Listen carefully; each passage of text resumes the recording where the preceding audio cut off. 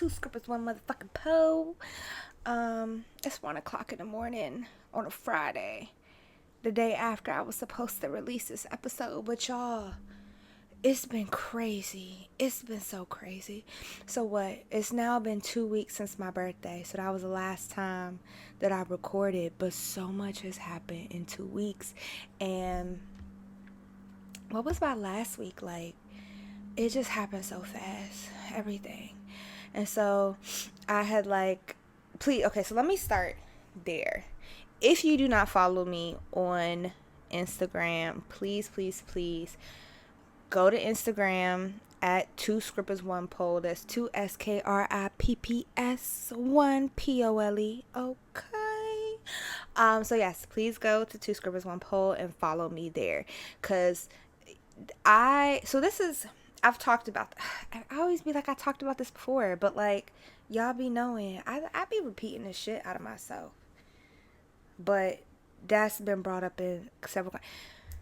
I got notes. Oh man, if you're new here, welcome.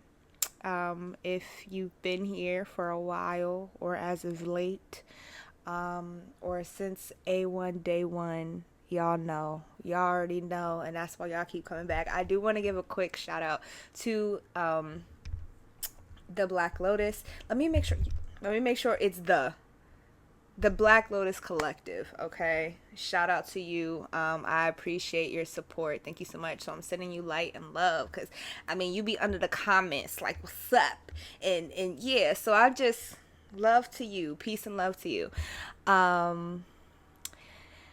But yeah, it's just be like, oh my God, there's so much always happening. And I forgot my train of thought of why I started going on this tangent. I was talking about repeating myself all the time. But what was, y'all, that's crazy. First of all, I didn't realize I've been talking for two and a half minutes. But also, I was just I just started this. It feels like I think it was last week. I was or maybe 2 weeks ago, or maybe 3. I don't fucking know. I said at one point that I be thinking I'm talking for longer, but it don't be as long, or vice versa. So this is a moment where I was I really felt like I was going to look at the camera and it was going to say 1 minute, but now we 3 minutes in. But what the and that's crazy that I can't recall what I was talking about 3 minutes ago. That's insanity, right? But it just be so fucking much. But I was talking, what the fuck was I talking about? That's really crazy. That's really crazy. Oh. Okay. I really don't know. It was about something that I've said before. I know that. But there's so many things that I've said before. And this is I'll be talking to friends and I'll be like, oh my God, did I tell you about the time? Yeah, you did. Several times. Oh. And I'll be just as animated and just as excited, because the other part is a lot of the stuff that I be coming here to talk about, I'm having actual conversations with people. So it's I don't know if I spoke to you about it already, or if I'm just reminiscent of a conversation with somebody else. But to know me is to know that I'm all over the place. And that's just part of what you have to accept in knowing me. You feel me? Damn. I really wish I could remember what the fuck I was gonna say, but we just gonna move on and we just gonna keep rolling with the punches. But let me just go to my notes. Let me go. I think I was trying to recall the past 2 weeks, because it's been 2 weeks since I recorded. So that was my birthday. What has happened since then? So much. Where's my planner? I feel like my planner would give me some insight as to what I'm even trying to talk about. I'm just finishing week 3 of school. So last week was intense. So yeah, I guess I'll start with school. How's that been going? Because everything is just always overlapping. So group therapy has been good. I don't feel like anything super significant has happened in there in terms of like a aha moment, but I've really been enjoying my social and cultural diversity class. So the first week it was just like introductions and getting to know the professor, getting to know each other, because this class is actually, I thought it was going to be like my cohort, but now we're at a point where you have like second year and third year. So it was a mixture. And like some of the people that are in my cohort, I thought they were going to be in this class and they weren't. So I was like, oh, okay. So it was kind of like, oh, I know these people are uncomfortable, but at the same time, it's like, oh, okay, I have to open up like a new level of vulnerability. I believe I mentioned I'm the only black person.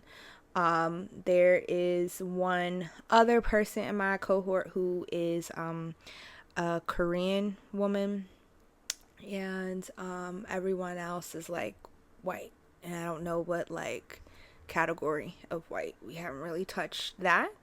But yeah, and it's been interesting. So the first class we were talking about, like, we kind of continued the conversation from when I was talking in Mass Murder Turtles about how we had the guest speaker at our orientation, Dr.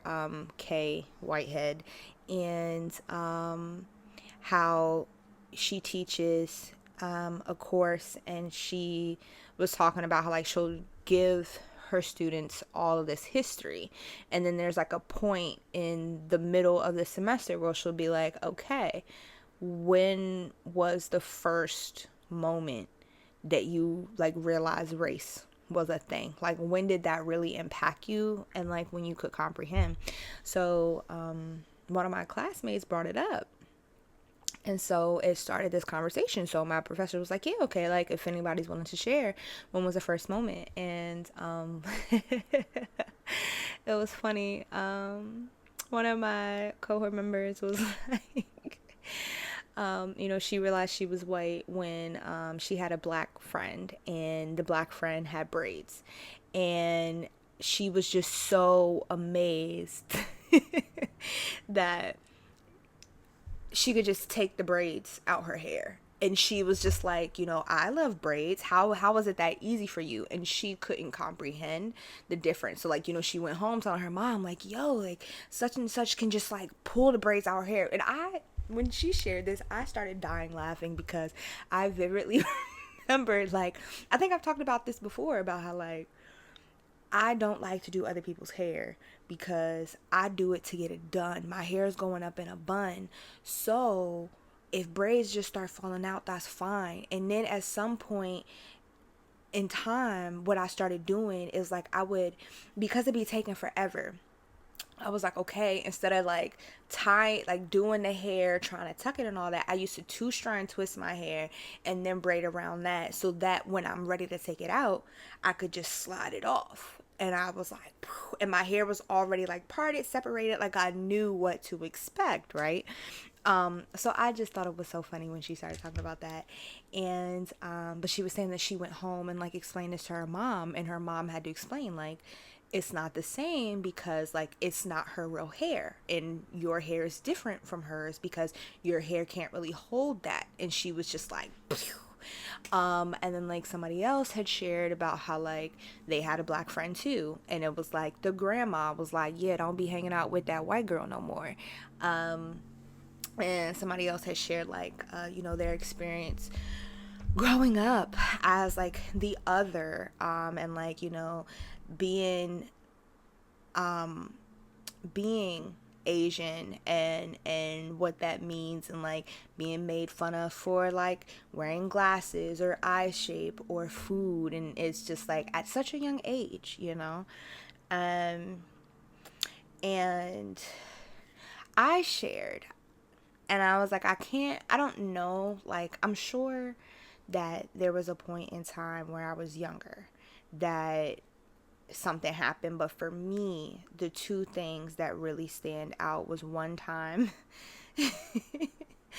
I was no older than 9, for sure, no older than 9, And for many reasons, like there's like a lot of time gaps for me. Like I don't remember too much before the age of 4. And I don't really like between 4 and 9. I don't really remember much either. It's all a blur.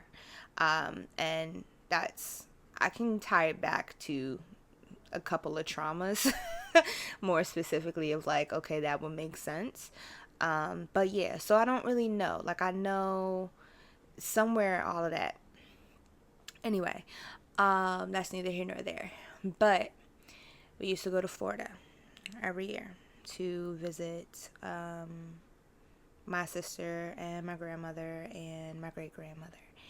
And we're on the bus. Like we used to go to the beach and all that.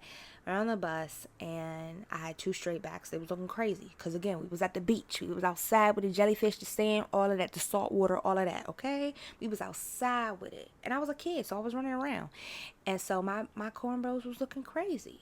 And since we been out in the sun all day, I got a tan, and so I don't know what the fuck me and my sister were arguing about, but she was like, shut up, that's why you look like Flavor Flav or something along those lines. But she compared me looking like Flavor Flav between the fucking straight backs and the tan. All I was missing was the chain. I mean, honestly. And it was some white people on the bus, and the white people started laughing.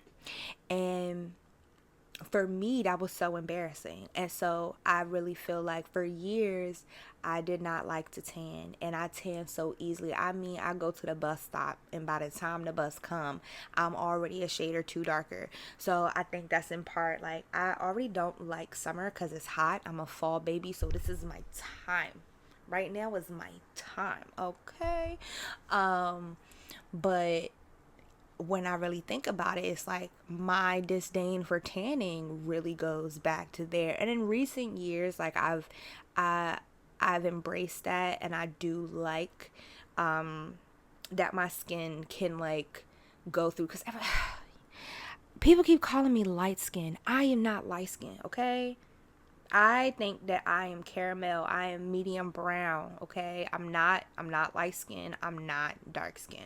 But people swear, like dark skin people swear, or like a little bit, not even, they don't even got to be dark skin, like brown people, which I'm brown. I'm a lighter brown, but I'm not excuse me. I'm not light skinned. I just don't see what they see. The light skinned people be like, no, you brown skin, you caramel. But anybody a little just an ounce darker to me be like, nah, bitch, you light skinned. So I'm just like, can we stop with the colorism? I'm black, baby, I'm black. That's all that matter, right? But anyway, so I lost my point.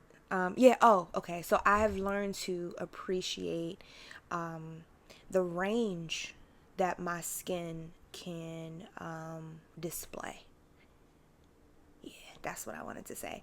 Because people are like, oh, you be yellow in the winter. I really don't. Like, I don't get that much lighter. Do I get lighter? Yes, but I don't get that much lighter. So yeah, back to the point is that like I know for me that was a pivotal moment in like a little bit of, I don't even want to say self-hate, because, well, no, I guess in a way it was self-hate, because, like, I really hated tanning. I really did. And then another really memorable, pivotal moment for me, too, was, like, I went trick-or-treating, and again, don't remember what age. It was either elementary or middle school, but I think it was still elementary, and, we went trick-or-treating in a nearby neighborhood that was known for like having better candy. And there was like a little group of white kids before us. They went and got candy. We went up to the house, and the lady, like real live, like puts her hand, and she didn't have the bucket like outside. It was inside, and she was like talking to people. When people came up, she would open her screen door, and she puts her hand in the bucket, and she sees that it's a bunch of black kids. And she's like, I don't have any, takes her hands out, I don't have any more candy, closes the door, turns the light off. So we're just like, okay. And we walk away. The next group of kids, white, she opens back up and gives them candy. So I had like shared that. So then my professor was like, wow, like, how did that make you feel to share? And I was caught off guard. Um, and so I was like, oh, I mean, I'm used to being the only black person in class, and I've felt like I've this program and these people, I know them well enough to feel like this is a safe space. So like, I mean, I didn't really feel any kind of way. And then after I answered that way, I was like, oh, I don't really know if that was like the answer you were looking for. And so she was like, oh, no, like it was an awkward moment. I don't remember what she said after that, but it was both like we kind of acknowledged it was an awkward moment and then we moved forward. So that exchange for me was very significant because it wasn't until after, I guess, like I had to really break it down of like what just happened, right? Um, and for me, I was solely caught off guard because she hadn't asked anybody else how it felt to share. And by that point, it was like, I know for sure at least 3 other people had shared before me. I don't know if it was 4, like, because a couple, I think, including me, remember at least 4 people sharing. There might have been a little bit more, but I know that at least 3 of those people shared before me. So then when it came to me, I'm like, dang, like you didn't ask nobody. And I wasn't offended. I didn't feel singled out. It was just like I genuinely was caught off guard by being asked a question because no one else was asked any type of question, right? So I had to sit with that. And then I started thinking about like, so to jump forward a little bit, the next class we started talking about cultural competency versus cultural humility and the importance of words. Words matter. When we're talking about cultural competency, the word competent is like, do you know it or do you not? There's this sense of achievement, like, oh, I know all that needs to know. So I went to this workshop. I now know, I've marked off this box. I now know about cultural whatever competence.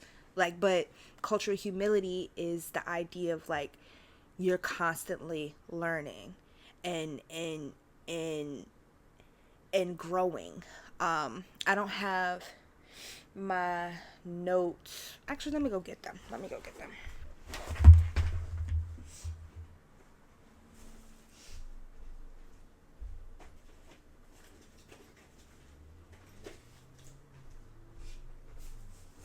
Ah, shit.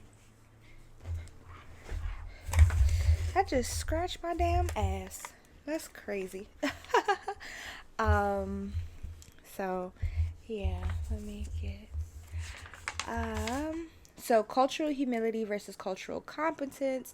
And cultural humility is teaching you how to love, how to listen, how to be open. It's like the being. It's lifelong learning and self-reflection. It's recognizing and challenging power imbalances for respectful partnerships. And it's institutional accountability. It's an approach, it's a tool, but cultural competence is this notion of all knowing, all powerful, this sense of completion. And so when you think of that, and we were also having a conversation that first class about like, we had like broken into groups, and we were discussing like the articles that I had mentioned in last week's episode. And we started talking about this idea of white anger and like how white people get so upset about things. And we had to break it down of like, and one of the people in my group, she's also a former educator. I cannot remember what the other woman, like what her before was, but me and this other cohort member, like we've always clicked because she also taught high school art. So that's always like a talking point for us of like connecting it back to like, this is what we were seeing in the school system. And so I brought it back to that, and I was like, as frustrating as it is as a black person to have to like constantly rationalize people's behaviors, because you would think in a perfect world that it's like, we are humans, you'll be able to move past whatever this gripe is, and like, for understanding that at our core we're human beings and we have experiences. It doesn't matter if I'm black, if I'm a woman, if I'm gay, if I'm whatever. Like, I live and breathe and eat just like you. I need to sleep. Like, I need the same basics in order to just live on this earth. But because my skin is darker than yours, then it's all these preconceived notions. But part of this class is like learning, where's all this coming from, right?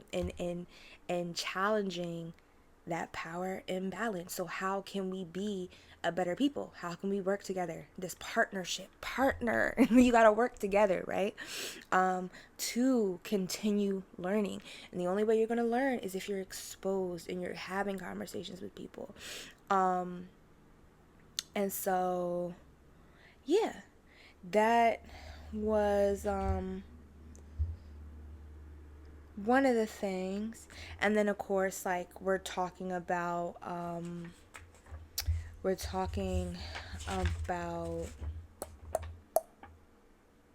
on, what was this? Because this time I'm doing something different where I'm using my sketchbook as like my notebook for both of my classes instead of having things separate. But just because, I told y'all I'm just plopping around right now. Like, I'm a couch surfer.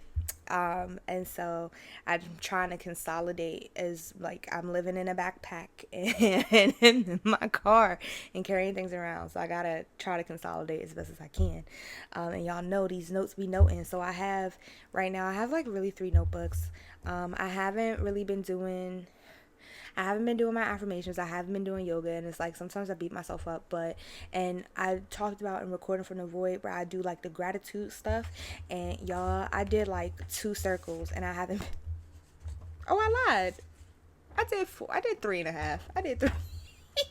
I did 3.5, and then it just, because my days are just so long from like work and school and just so much is going on. Like, for a while I just kept up with just like the gratitude part for the day, and I'm like, oh, I'll come back and like read what I wrote in gratitude and then make a mandala in regard to that. And then like August 14th, I don't really know what happened on the 15th, but I just like stopped, and then didn't start back till September 7th, and right now it's September 14th, and my last entry is the 7th. So I bring all that up to say is that like the practices that I have been talking to you all about, of like the mindful breathing, the spiritual practices of meditating and being more with my plants. Oh, this is Benji, guys.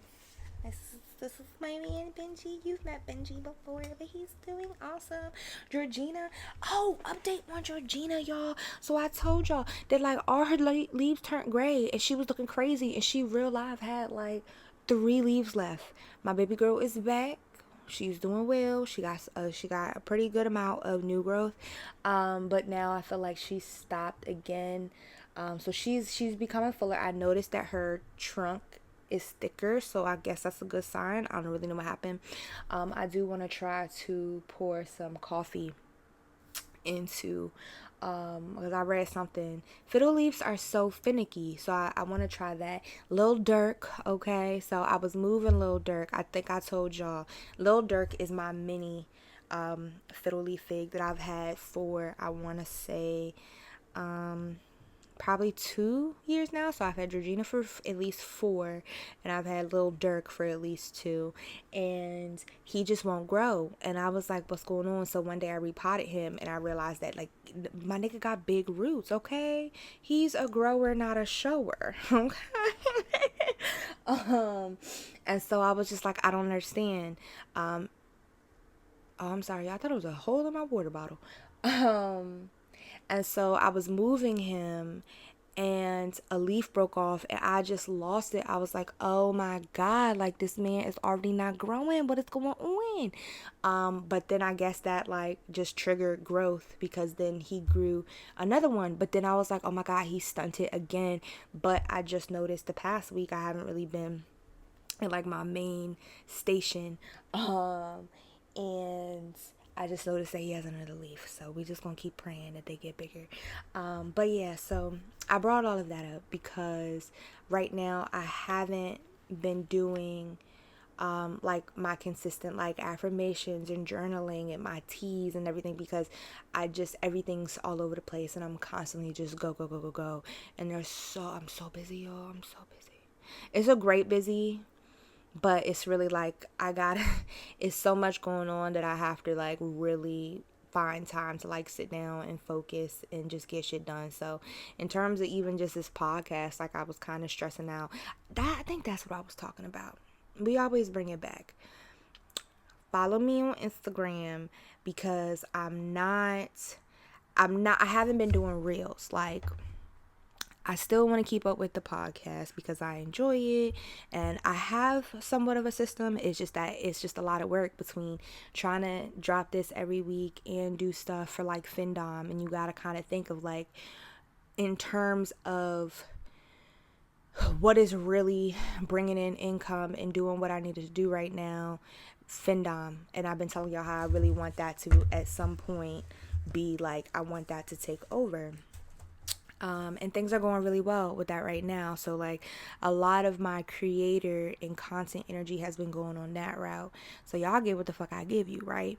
But I be trying my best to still be consistent. And so I've said all the things that I say is that like when it comes to Instagram, I haven't been doing reels. Like what I've been doing with the podcast is just like, okay, let me go ahead and do this recording. I can get the like what I used to do when I was doing all this, like I would have the audio separate and then the video. So I would go through the audio first and schedule the audio, then I would go with the video. But like the first season, I wasn't putting the actual videos on YouTube. That was on Patreon. And I had the minisodes, but I was like, whoa, that's too much to have minisodes and the full episodes every week. That's a lot. So I had to bring that back in. So then when I came in with season 2, I was like, all right, so I had the nice little graphics done. I had I spent my winter break doing like graphics and just coming up with a better system, but that still has been a lot. And like, head on over to patreon.com/2 scrippers 1 motherfucking po, okay? No motherfucking, just 2 scrippers 1 po, okay? You do get a free 7-day trial, and it's so much shit. Like I've been recording episodes. I just haven't uploaded them because I just don't have the time right now. So it's just gonna be one of those things where whenever I do take a break from the main episodes, that's when you'll get new content. But it's plenty of content on there. So go. You get a 7-day free trial. Like, what the fuck? Just binge watch it, okay? But like, at the end of the day, support your girl. Is $10 too much? Like, give me feedback. Like, why y'all not going? What is it? Like, help me, help you, help me. The fuck? We're all in this together.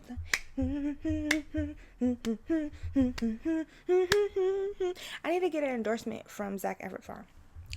He can come and sing to y'all. Cause what's up? Partnerships. What y'all doing? Head on over there. Patreon.com/2 scrippers 1 po. At the time of this recording, I don't know if my Balesa. Actually, I think it actually expires tomorrow, at 15th. Today is 1:30 in the morning, Saturday, September 14th. So I think if you listen to this on time, watching it, because I'm going to drop it this morning. Because I give myself like 8, 9 a.m. That's the thing. I've sketched. So, back to my recording. The point is, go to Balesa using whatever code is in the description once I finish this. And go bust that nut, okay? 30% off your next nut on me. All right? Okay. Listen, I just bought 2 new dildos, okay? I've been in this motherfucking masturbating, okay? And why did I buy 2 new dildos, you ask? Because I've been having so much fun making fun of penises online. I'm telling you, it's so much fun. Sidebar. And so I've also been coming here telling y'all a lot more like tales of essential findom stuff, because I don't have it like actually set up. Like I just haven't had the time in space, because I think too those are just so like, I actually like to bring toys and things like props. It's a lot to set up. So I've just kind of been telling y'all more so in real time the type of stuff y'all would get on Tales of a Sensual Findom. Right now on Patreon, though, in terms of Tales of a Sensual Findom, I do have me and my cousin a while back, after we took a wax class, I did do some wax play with her to give you an example of how to do that. I do use regular like paraffin free candles. I put a disclaimer, the class that I went to, so rack is risk, hold on, rack BDSM, is that right? Rack is risk aware consensual kink. So like knowing the risk associated with whatever you're doing. So like I think it was a toy play, I did some like rope tying, and I was talking about you have to be careful about where you're tying rope because you don't want nerve damage. Which I do have a story about rope play that I can't remember if I talked about it. So we'll see. Maybe I'll do a part 2 because I be rapping. But I bring that up because the class that I went to, she wasn't using candles that had body play in mind. She had candles that like you're getting from Walmart, right? But there's still safety that needs to be considered. So please, disclaimer, I'm not telling anybody to go to Walmart and buy candles and try wax play at all right now. Please do not do that. Do your research with everything, which is going to be what I eventually get into. Do your research and make sure that everybody involved knows the risk associated and that you're doing your best to keep everybody safe. So I'm not about to sit here and like teach y'all how to do something because I'm still learning. And so I can show you what I have learned and give you the warnings of what can happen, right? So you don't like, please do not go to motherfucking Bath and Body Works and get you a motherfucking rose water and ivy candle and think you about to be pouring it on your sweetheart, because that's gonna be a trip to the ER. Okay, do not do that. So yeah. There's like one on that. There's like stories with subs when I went to a play party and I like trampled somebody. There was the sub that I had, the deaf sub, and conversations with him. And yeah, so there's a lot on there. But anyway, I was talking about, so I have a sub who he calls me on night flirt, which is phone sex operation, and he likes my butt. He think I got a big old ass, right? And we've been kind of going back and forth since January, so it's really funny to think he was the very first, and he's really the only person I've gotten. I've gotten a couple of calls on night flirt because I be forgetting to turn it off, and I will get calls when I was busy. But other than him, I have taken the phone for 2 other clients. And I haven't got calls back since. One of them, it was awkward because this is also when I had like, he called and he was trying to be like sexy, like, oh, what are you doing? What you smoking on? Da da da.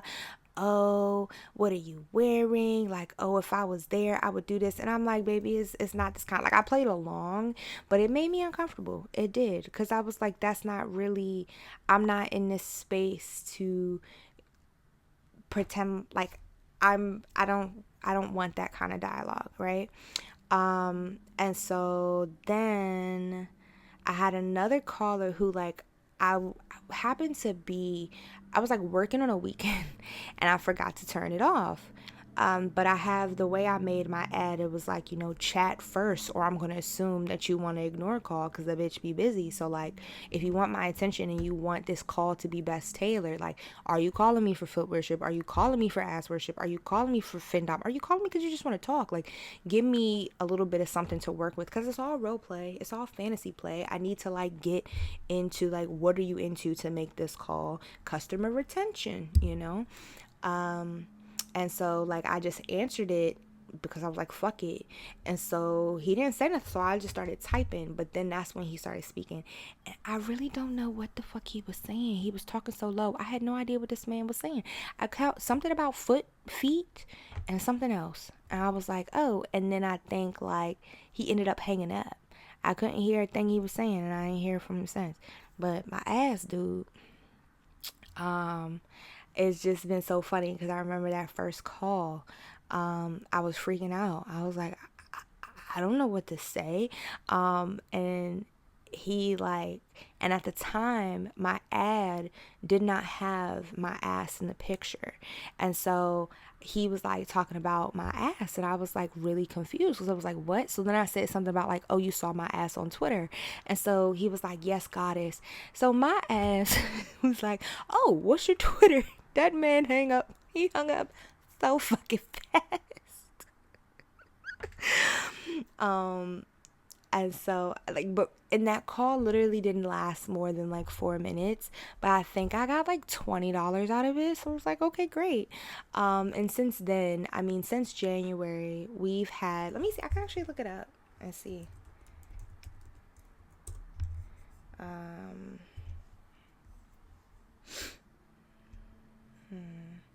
We've had 5 phone calls, and before taxes have been taken out, he's given me like $600 since January off of 5 calls. He's sent me tips 14 times, and then like also like it charges per text message. So between that, like, and most of it has been I've made him tip me. But it's just funny because like that first call was so fucking awkward. It was in January. I was like, fuck, I blew it. And then I got the next call. Can I look up the history? Yeah, I can. So, the first call was 4 minutes, and it was January 18th. And then I didn't get another call until May 18th, and that was 4 minutes too. And so that call was funny because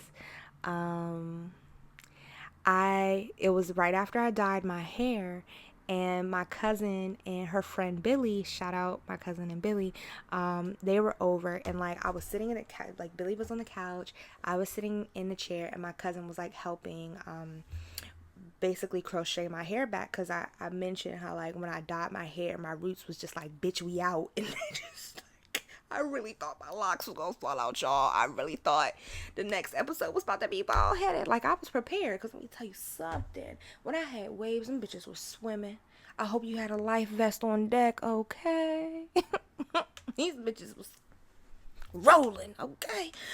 So like it really wasn't, for me, it wasn't like I was like, oh, we got to go back to bald mango. Like, that's what it was. I just wasn't mentally prepared. So anyway, she was helping that. And then it was one of those instances. I didn't realize I was logged in. And so my shit, like, I heard like a thing from my laptop, and then my phone started ringing. And I was like, I got to get to the money. I got to answer, right? What worst case scenario? So I pick up. And, he's like, oh, goddess, da da da. And I only had a couple of lines ready. And so I literally was like walking back and forth. I had it on speaker, and I was like, so then they started like telling me stuff. And so I was saying things. And then I don't know if he hung up or got disconnected. But I think, let me see. So the first call from that, does it tell me how much I got from it? So the first call, I got $13. And that was when I had my thing set to $5 per minute. And it's financial domination, so I raised the price.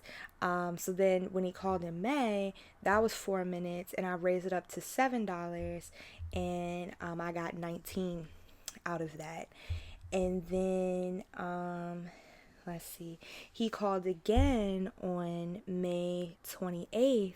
And this is when I mentioned last week how I did I was on Loyal. I think I did. So the video that I made or I released during my 28 Days of Temptation, it was the ass that broke the bank, a slave's financial ruin. And so this was about him because he had started messaging me and he was like sending tributes or whatever, and he's like begging to call, and I was already doing a live camming on Loyal Fans, and so I was like, yeah, you could call.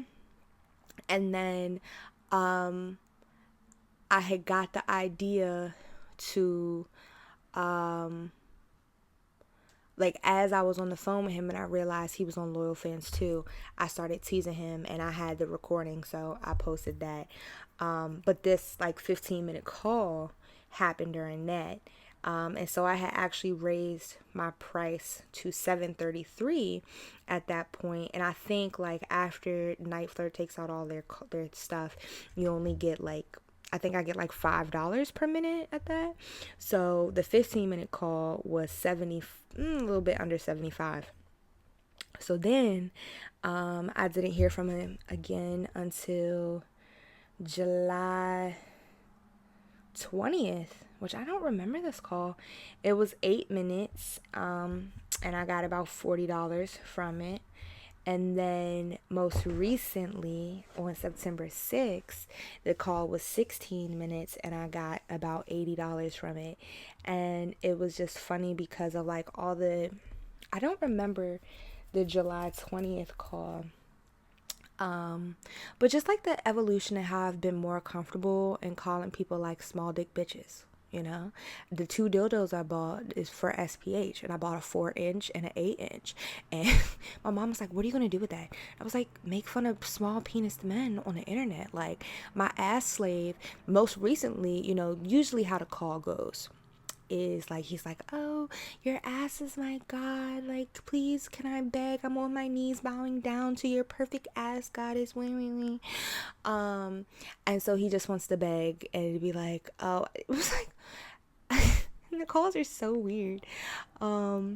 He said something about, I said something about like working out maybe and sweat, and he was like, oh my god, I would like literally stick my nose in your ass crack goddess after a day at the gym or something. I was like, oh, so you like sweaty asses, huh? So then I was like, yo, this is so real, it's so crazy. He was like, I said, oh, let me hear you sniff it. He was like, so I was like, sniff harder, bitch. He was like,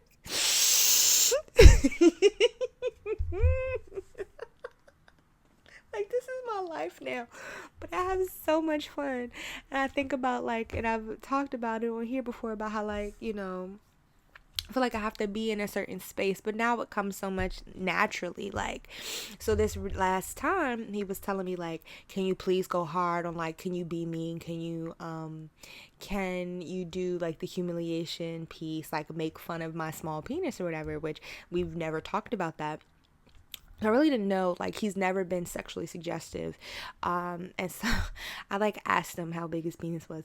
And he was like, it's 5 inches, goddess. And I was like, damn, you don't even clear fucking half a ruler. Like, that's a sad life, nigga. Like, are you okay? But anyway, so I got the dildos, and my mom was like, what are you even doing with that? And I was like, you know, I got a 4-inch dildo, and that's still bigger than you? That's crazy. Or like the 8-inch, like it's my big black cock. And she was like, but it's like an ombre blue. It's like a blue and clear. And she was like, but that's not black. I was like, but it's big and I'm black, so I'm the big black cock. And I was like, and she's like, and what do you do with that? And I was like, I mean, I got a new harness, so I just put in a harness and wave it around in the camera and just be like, open your mouth, bitch. Like, maybe I can transfer some inches with you eating my dick. You know what I'm saying? Like, you just be, honestly, you just be saying crazy shit. And I've really been tapping into that as of lately. So I've been doing like eating instructions and like more bratty, sadistic, like, bitch, give me my fucking shit. What the fuck? Like, what is your fucking purpose? Because apparently that's what the people are liking, and I'm having a grand time. I'm having a ball. Honestly, I'm really excited about October coming up because like Locktober, chastity. So I'm really trying to start stepping into stuff that I don't normally do. So like the whole CEI, the bratty, mean, like fucking guzzle that cum, bitch. Like, just I've been saying off the wall shit, but listen. And so that makes me think of like somebody had came in and she had said how she had did a video where she was just basically like, it was like racial slurs, and she's like, you'd be surprised, like the content, like basically explore, because you'd be surprised something that maybe you haven't been comfortable with or didn't really know how to get into, that might be your biggest your biggest success, right? And so me diving into this with the CEI and the financial domination clips, I did audio only. So like last month I had talked about, well, in July it was 2 days a week, which was kind of prepping me of just getting in the habit of scheduling something, versus August I was very ambitious and I was like, I'm doing 28 days. And then this month it started out with like Tuesday, Thursday, Saturday clip releases. And then I was like, I want a little bit more engagement. So then I was like, ooh, Wednesday and Friday I can do like audio only. So it's like what I did was like a drip method. So each week is just building off of each other. So like Wednesday for this month is come eating instructions. So you have the first one, you have the second one, you have the third one, and then the fourth week I put like, you have to buy 1 through 3 in order to have access to the fourth, because I'm literally like walking you through like, okay, you remember when you did this last week? We're gonna get more intense. Like, I want you on your knees, I want you crawling around, I want you doing this. Like, you thought you survived last week, bitch. I hope you in shape, I hope you're ready, right? So that also increases your sales. Like, oh, like if they get that first one and they like it, then they're gonna keep coming back for more to see what is the build up, what am I doing, right? And I actually had a sub who bought that like immediately. So I messaged him and I was like, oh, like, you're a little cum guzzler, what's up? And he was like, no, actually, like, I'm not into CEI, but like I really like how brutally you were talking. And so he brought the second one. And so we're gonna see, he liked the post about where I was like, you gotta buy all 3 to get to the fourth one. So we'll see. He's also inquired about other stuff. He's bought other clips. And then I also have so that's Tuesday, Wednesday, Thursday, Friday is the financial domination, Saturday.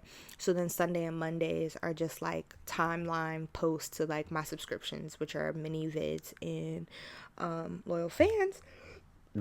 Excuse me. So it's just like maybe a picture accompanied with a caption, or like a 1 minute, just a random clip that I've saved from like my story or something.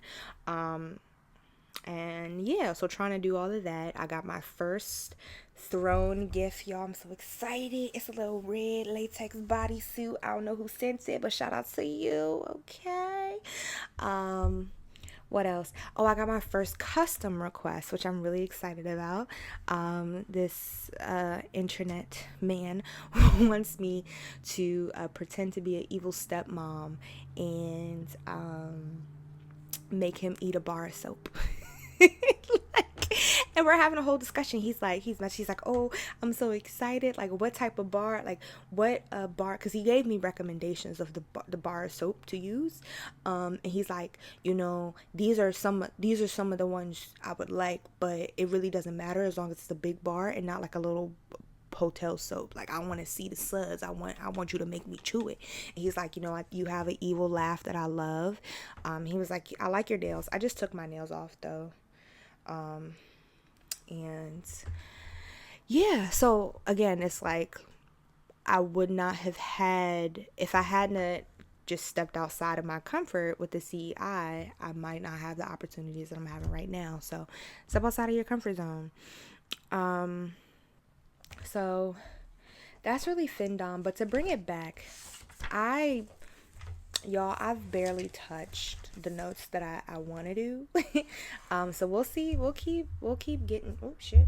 We'll keep seeing where we go. But anyway, so back to my cultural humility class. I know that was kind of where I never finished that point. So I was with two of my my cohort member and my classmate, and we were talking about like white anger and where does that come from. And I was like, what I'm really realizing, and I that's what I was talking about, extending grace of like being a black person is exhausting to like have to constantly be aware, hyper aware of my identity, how I'm presenting, who I'm around, having to deem, is this person safe, particularly is this white person safe for me.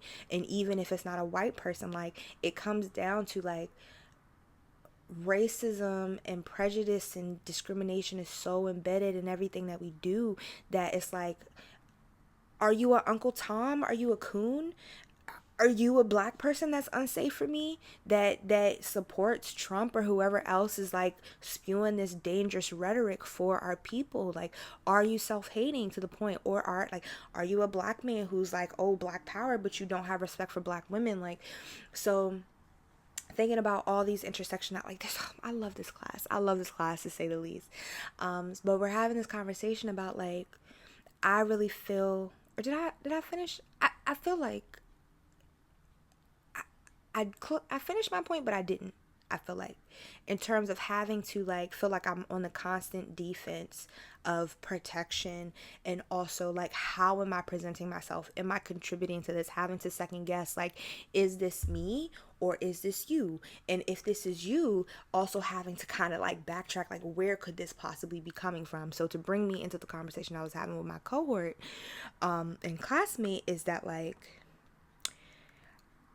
what I've come to realize is what I think white people get so upset and angry because it goes to what we've been taught.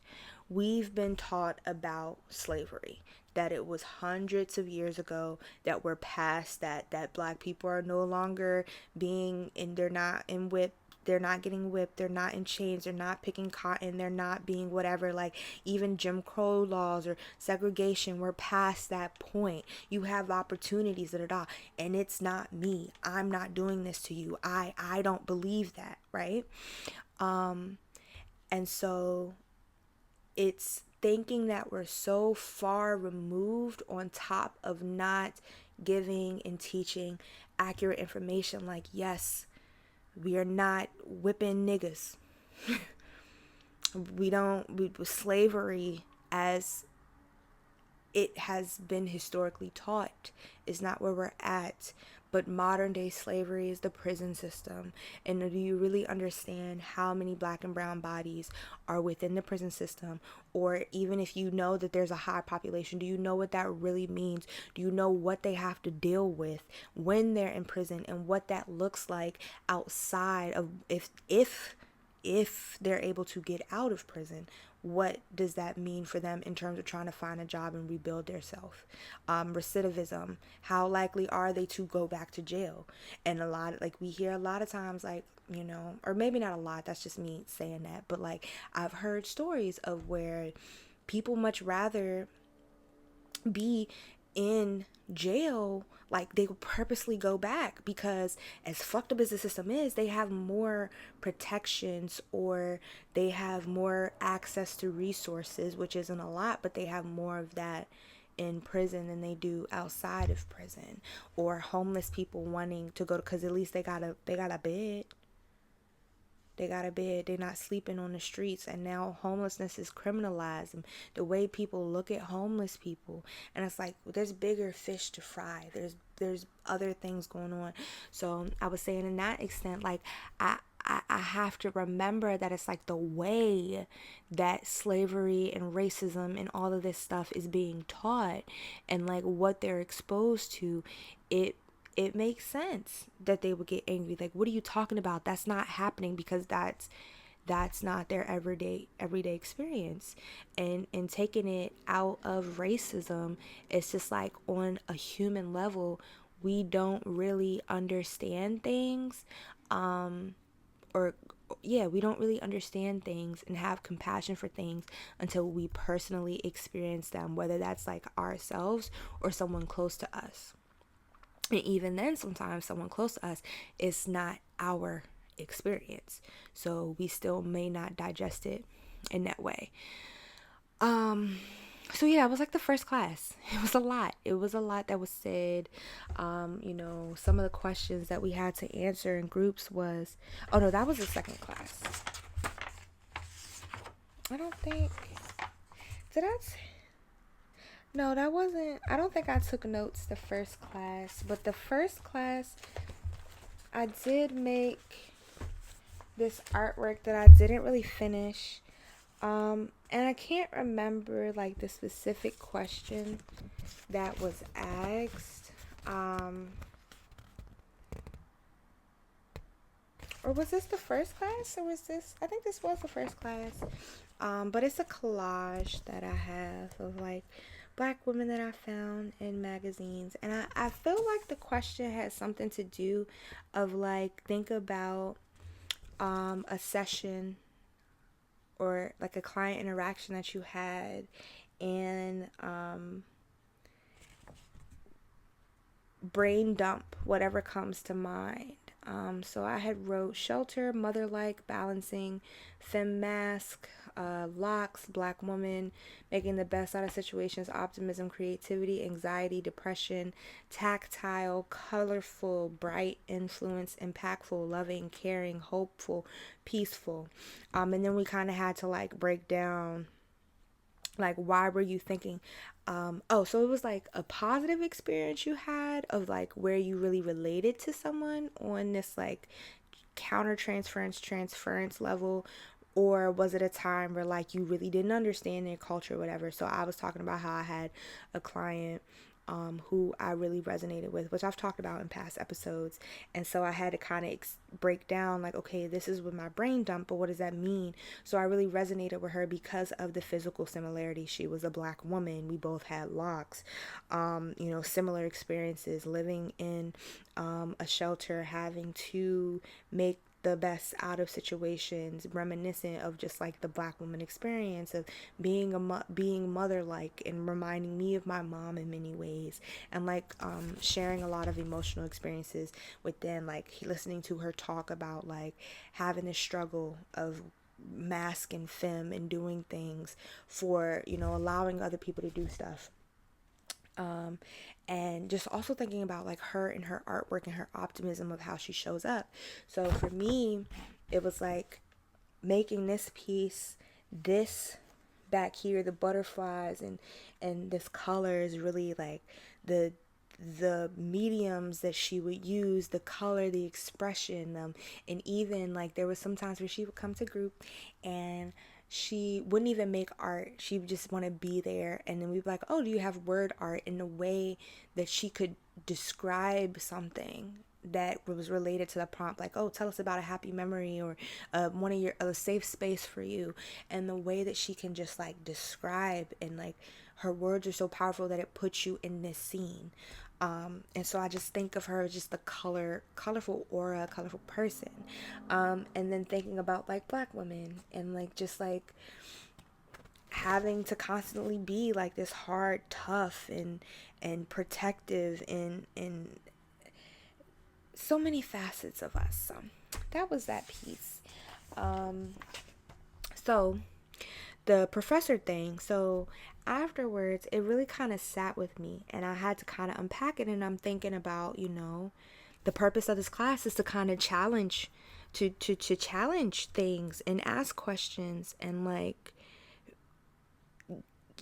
not really judging, trying to find like answers. Yeah. So what I ended up doing, I emailed her and I was like, I let her know I was going to be out of town in a couple of weeks because I'm going to New York to go sit on a motherfucker's face and punch him in the nuts, okay? I didn't tell her that part, but, I was like, I'm not going to be in class, and, like, if you have a moment before class, I would love to, like, sit down and talk to you.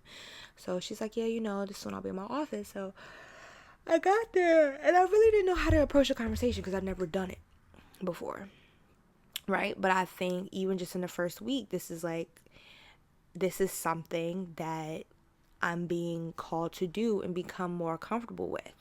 And so I kind of was like, I don't really know how to say, because I got to a point in my head where I was overthinking a conversation. Like, I don't want her to think I'm mad at her. I don't want her to, like, and so I was trying to figure out how to navigate it. And that's where I've always struggled of like trying to address something because I'm always scared of how the other person's going to take it, and like understanding I have to word it in a certain way. And like, I think about that so much that it holds me back from doing that. And, so I was just like, yeah, I'm gonna just kind of come out straight and say it. Like, last class when we were talking and you asked me the question, I'm curious about your curiosity. And she was like, yeah, thank you for asking me that. And the conversation we had was really nice. And she was basically saying that it was like, it was her coming from a teacher and a therapy perspective of like, that was really vulnerable of you to share. Like, are you okay? Like, how was that? Because that was a lot. And you know, and she was like, and then when you were like, oh, that's not really, I don't really know if that was the answer you were looking for. Like, that's when I was like, oh fuck, I fucked up. And I was like, yeah, that definitely was like a moment of change. And I was just like, yeah, like I explained to her that for me, I never took it offensively, and I answered honestly because I do feel that a safe space has been created for me to be able to answer in that way. I was just initially caught off guard of being asked the question. And then after I said it, it was just like, oh shit, like, were we going there? Like, I took it there, but was that where we were trying to go? And so, yeah, so we had a nice conversation and like got to know each other more personally. And I love that class. I'm having so much fun. So then that was right before we had the class about like cultural humility, and versus cultural competence, and trying to also put it in like an art therapy framework. So some of the questions we were asked is like, how does the concept of cultural humility integrate with existing art therapy approaches? Are there specific models or techniques within art therapy that align particularly well with cultural humility principles? How can art therapists avoid falling into stereotyping while practicing cultural humility? What steps can be taken to ensure that each client's unique cultural identity is understood and valued? We watched a movie. The film discusses power dynamics in therapeutic relationships. How can art therapists recognize and address power imbalance in their interactions with clients from different backgrounds? And then like each person had a question, but we were in groups of 3. So my group, those are the 3 questions we had. And so some of the things we had talked about was like, partnering with other practitioners and considering what you're comfortable with, what your strengths and limitations are, what am I competent at, what are my values, types of models that would help are like studio based or phenomenological. I butchered that word. Existential, person centered. And I know for some of y'all that are like either new or not in this line of work, you're like, what are you even fucking talking about? I've been rapping for so much, I'll eventually get back into it. But I think asparagus pussy. I don't know. I don't know what episode number that is, but that is the episode title. I'm wearing a black shirt with blue words. Asparagus pussy. I talk a little bit more.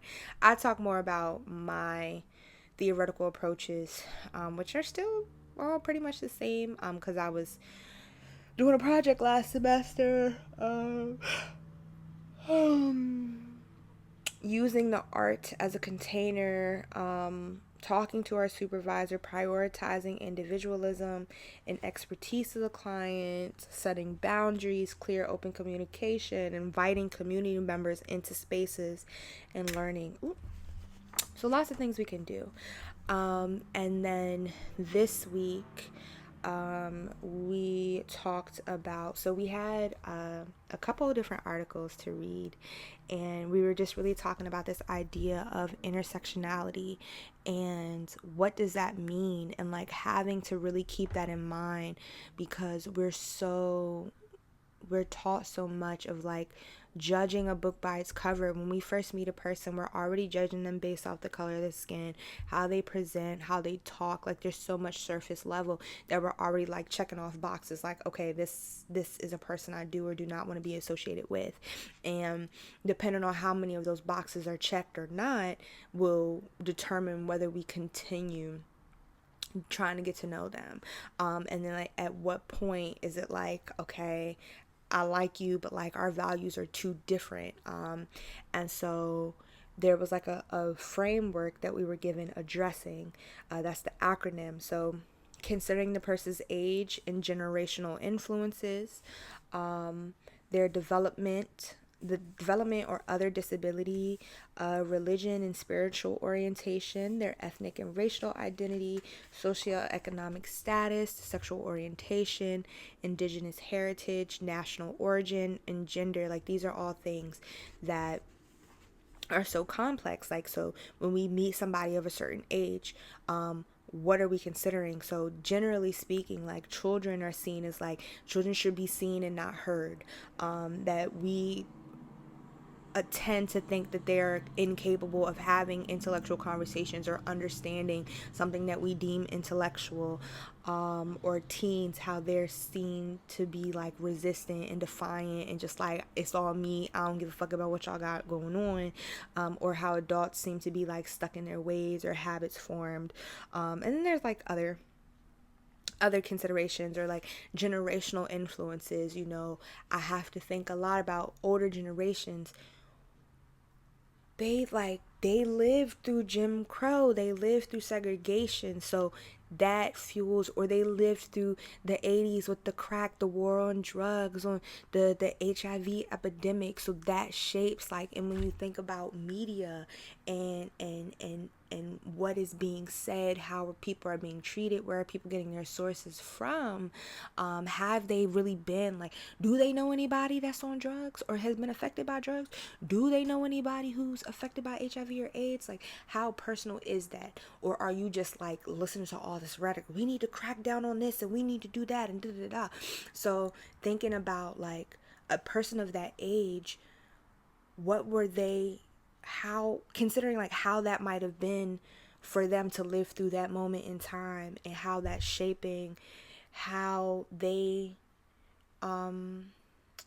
how they their ideology today, or how they raise their kids or move within spaces. Thinking about any developmental or developmental disabilities or other disabilities, like was it something that acquired at birth or later in life? And considering like 9 times out of 10, especially more so in, or I'm not gonna say 9 times out of 10 because again I don't know the actual numbers, but a person who has had a lifelong disability more or less is less likely, more towards their adult years, to be in therapy centered around that part of their identity, whereas someone who acquired it later in life or maybe got a later diagnosis, that is more of like the center of their world of readjusting. What does this thing happening or this diagnosis do for me, and how do I move forward? How do I process that? So for someone to have a disability, like how much of like the therapeutic relationship or the therapeutic goal does that really does it matter? I'm going to say matter. Religion and spiritual orientation, and thinking about your biases. So if you're like a hard Christian, and then you have a client who's like a fucking Muslim or some other culture or religion, or maybe they're not religious and they're more in the spiritual realm, and whatever, a collection of things, but like, if their views don't align with your religion or your spiritual practice, and how do you work through that? Ethnic and racial identities, and like when do you bring, especially if you are different races, when do you bring that up? Like, and a lot of this is like, as a therapist, if it's something you notice, like what do you do with that?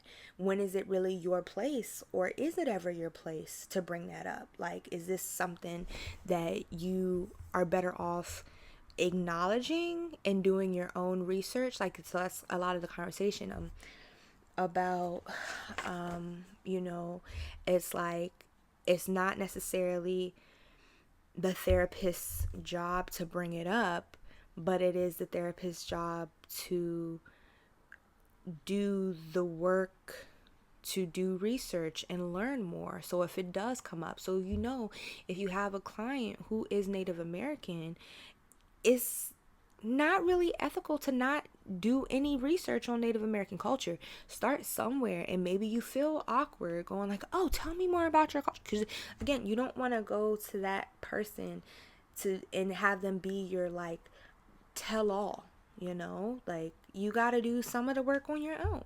So you have been given like, oh, this is their race or their ethnicity or their culture, whatever it is, and at some point you kind of have to take the responsibility to look into that.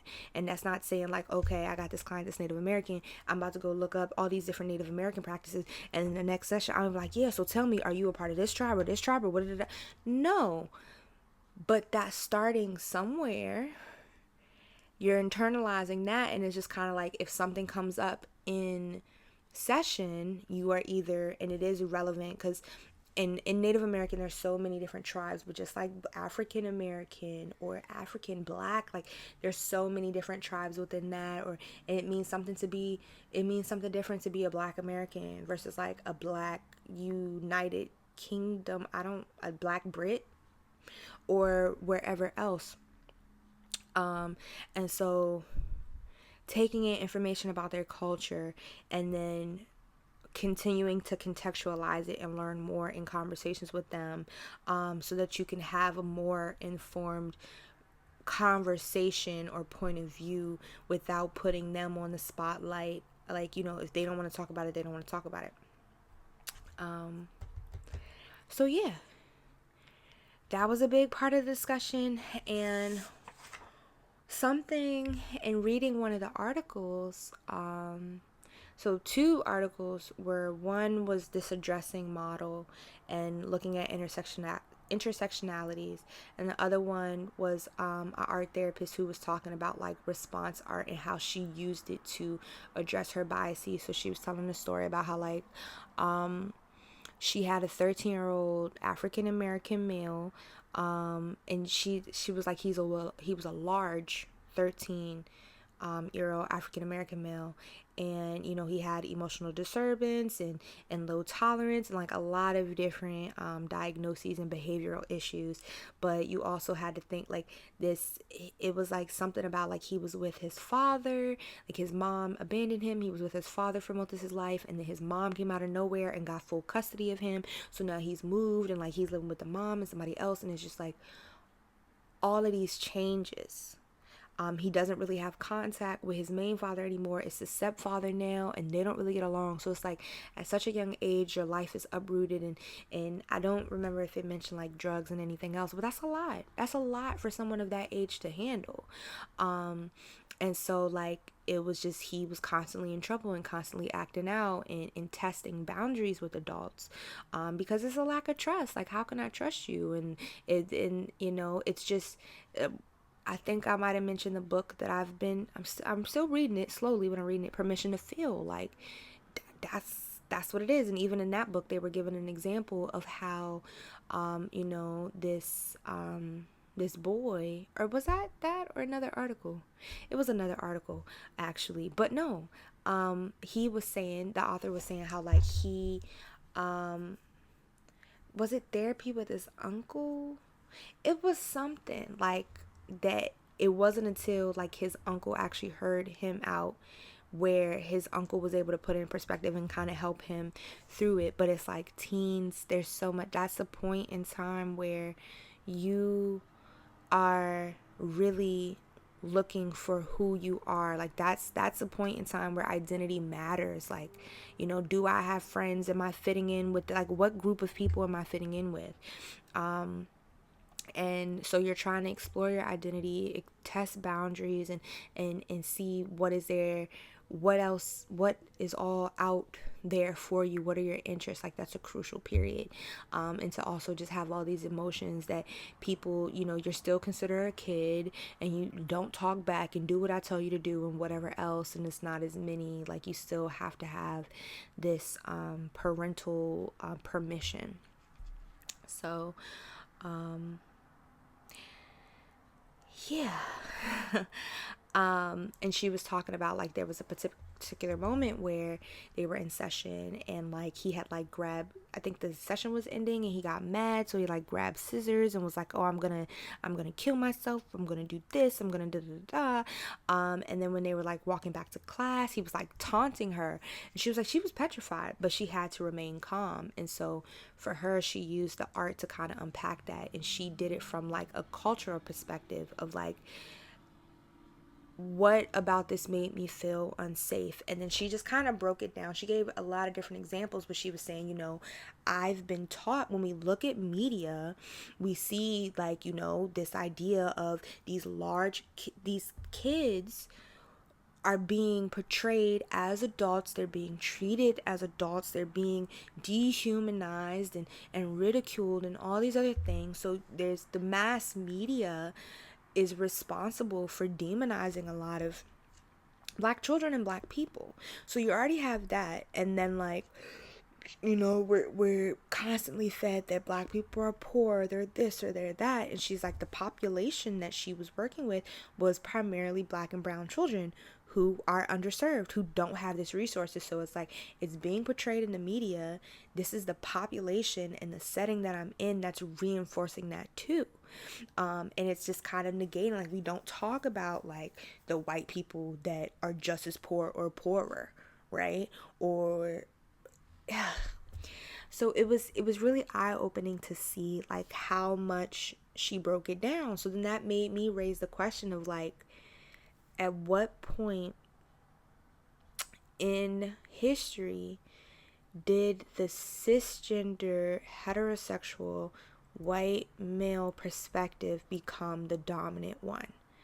And even that question in itself is a bit subjective, because that is in the context that's being asked from a black American woman. That's assuming, because the US is so fucking conceited. Like, we think we're so much more important than in so much more. We think we're the shit, okay? And we are, but maybe not as great as we think we are. And so, like, in America, the cisgender white heterosexual male perspective is a big one.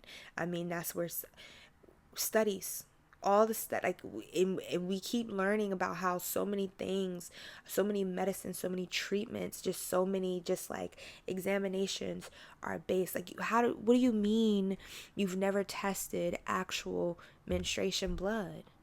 You're making products for something you've never tested?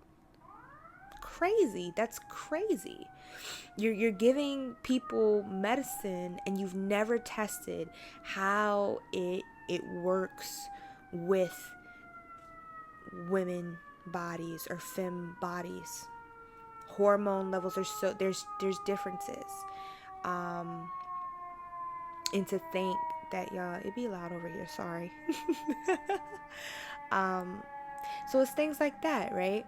But again, I said that's subjective, because who's to say that in Japan or Australia or fucking I don't know, Chile, Argentina, like, how much of that really is. But it's like, I don't know, is it a fair argument? Because colonizers, like, just the history of so many people having to break free of independence from these, like, white dominant cultures. So it was a really interesting discussion and something that I'm continuously looking forward to. Something else, last week we had to do, well, first class I noticed on the syllabus that one of our assignments is a cultural genome. And so that's basically just like a map of like a family genome is just like, tracking the generations. A cultural one is like tracking the generations but thinking about in a cultural lens, like the influences, things that may have positively or negatively impacted a generation and how that's trickled down into the ideology, the values, the beliefs of the other generations, or how they were raised and things like that. And so when I first saw that assignment, I was like, oh, fuck no. Like, what do you mean? And I really appreciated that the text we read brought that up about how, like, this can be a lot, particularly for African American students, because their history of base being stripped from their home country and just everything, like, a lot of our last names are last names that we've gotten from slave masters. So it's a lot. And so I was really appreciative of that chapter, because like as soon as I saw the syllabus, my heart sunk. I was like, fuck, like I don't, people always be like, are you Ethiopian? I don't know why I look Ethiopian, but I get that a lot. Like, I don't know enough about their culture or like common, I guess, attributes that would make people, but I get that a lot from older black men. They be like, oh my God, are you Ethiopian? Like, no, I'm black. Like, I don't know. But that's always something that I've wondered. I think I've talked about a little bit too. Just like, I am curious about what I like to be like. I'm 25% Puerto Rican and 25% Dominican and 50% black. But you could argue I'm all black with that. But we're not going to get into that. But yeah, and when the day that I do a DNA test, if that shit come back even the slightest bit, if I got some Latina in me, oh, prepare to be sick of me. Okay, prepare to be motherfucker. I promise you. Because my friends be like, bitch, you not Spanish, you not Hispanic. And I be like, ay, papi. Tú no, I know, I don't know is yo no sé, but I'm trying to say you don't know. You don't know me. You don't know where I come from. I don't know either, but anyway. Yeah, but that was like a genuine concern for me. And so then last week when we went more in depth, and the project's now due next week, I have to actually make it and then write a paper. Last week in class, like, we talked more in depth about it, and I ended up crying after class, and like some of my cohort members were around me, and they were like, it's okay. It is something that like they were worried about too. And like one of my cohort members, they were talking about like, I have a little bit of idea, but like, I don't have a positive relationship with my mom or this side of the family, and thinking about, kind of dreading this project too. And so it was like really emotional for a couple of us. And since then, after I moved through my emotions, I allowed myself to feel that. I've been kind of, although I haven't started the project yet, which I do intend to do, obviously, I've been thinking about, especially in that generational influence, like I don't need to know my ethnic history to know how race has impact, because the two are different, and race is a construct, right? I was watching a video of somebody, I'm blanking on the name, but they were talking about how like they had took some students to, I think it was Haiti, and they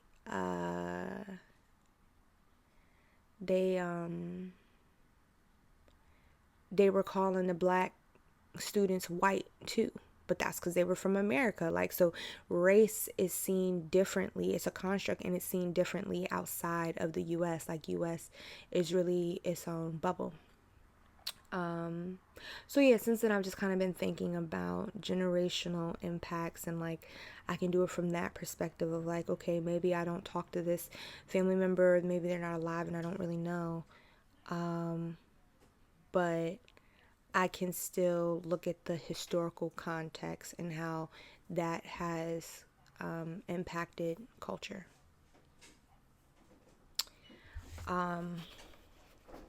So yeah, I've been talking for an hour and a half, and y'all ain't even touch my notes, right?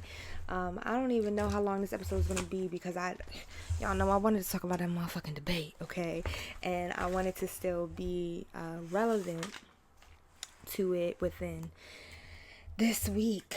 So we'll see how long this episode is. I don't want to ramble too long, but I'll try not to go more than 2 hours because we's already at 124.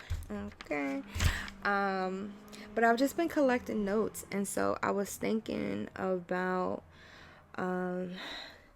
some of the things, like, so this past conversation, one of my cohort members talked about like having to think about all of this cultural perspective and doing this research on your own and looking up and like being overwhelmed about all of the information we're receiving and having to credit, like, you know, is this source reputable or what are they saying, and looking at and considering different perspectives. I was thinking about, you know, when my mom and I were watching the DNC, and primarily it's CNN that I've been watching and I get my perspective from. I enjoy CNN, but then if you turn the channel to Fox, it's completely different rhetoric. It's completely different point of view. And so understanding like the perspective in which you are receiving your information from. There was somebody on one of the things I was watching that was talking about like, and this is goes into what I've been saying of like having, and I've heard this too, is like the importance of doing your research. If you don't know, like, at what point do you become accountable for this, right? Are you just blindly following what someone else is saying, or are you doing the work for yourself? And in terms of like Trump just, that nigga be saying the crazy, they're eating the dogs, they're eating the cats, they're eating the pets, and this man is running for president. Like, how unhinged. And y'all, when I was watching the debate, like, you could see the moment that she mentioned his crowd sizes and people leaving, that man twitched and he was unlocked. He just started talking crazy because he was just so hurt. But I think too that something that's not really talked about or recognized is that the election really doesn't only affect the United States. And something that I was watching, they were talking about how like Trump has actively talked about how he doesn't want to do NATO, which is the National Atlantic